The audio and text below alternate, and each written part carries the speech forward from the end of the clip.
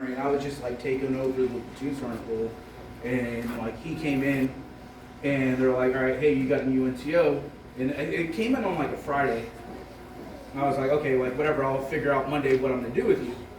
So in typical Luis fashion, over the weekend I got a friend request on Facebook, and like in the Army, like you're never like friends on Facebook like with your soldiers or like the people below you, just looks wrong. And I like look at his profile and I'm like, all right, like it's like, oh, how do you know Gary? And like so Monday morning I go in, I was like, hey, how do you know Gary Villalobos? He was like, oh, that's my dad.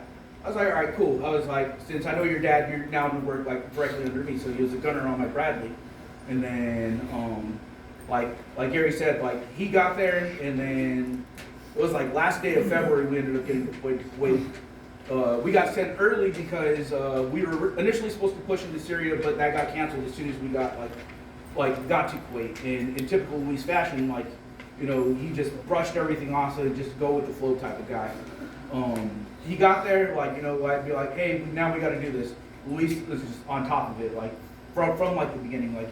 I couldn't ask for like a bigger headache, but like someone that also relieves that headache at the same time. Because sometimes like Gary said at the beginning, like we would just like, because inside the turret it's just like a small circle, and like he would just be in my ear the whole time. Like, Luis, just stop, or Laren in the Army, just stop. Like so, like leading up to gunnery, we have to go through the simulator, and like we have like 4 hours in the simulator. And then we have one person running it. So we go to the simulator one day, and like I'm in that turret with him, and like he's brand new, so like I'm expecting him to not get a lot of the things. So he's not catching on, and then like me being like experienced, like I'm getting a little frustrated with him. And I was like, you know what, Luis? I was like, if I don't leave you right now, I was like, we're ended up in a fight in this like, and we're both like short, stocky guys. So I was like, I'm just gonna leave you. But we ended up going out to gunnery. He shot really well. Like all the mistakes ended up being on me because I ended up running like the gunner and everything. But like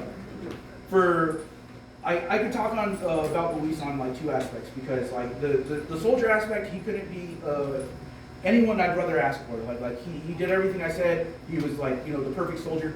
When it came to soldiers, like a lot of people like would call him like a Joe hugger. I didn't call him a Joe hugger because like.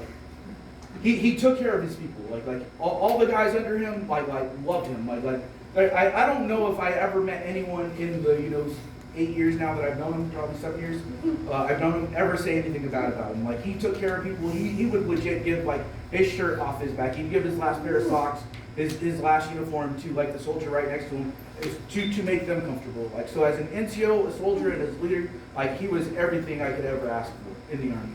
And then we get back from Kuwait, and COVID happens. So like I get moved out of the platoon. Luis, me and him get sent up to S3. Like we're sitting there, and like I'm not in charge of it anymore. And then that's when me and him became friends. And I'd say like from like that day forward, of like obviously we were friends because we worked with each other, but like. During COVID, like you couldn't go out, you couldn't do anything. Like you guys seen the video of him in a wig? That's because of me.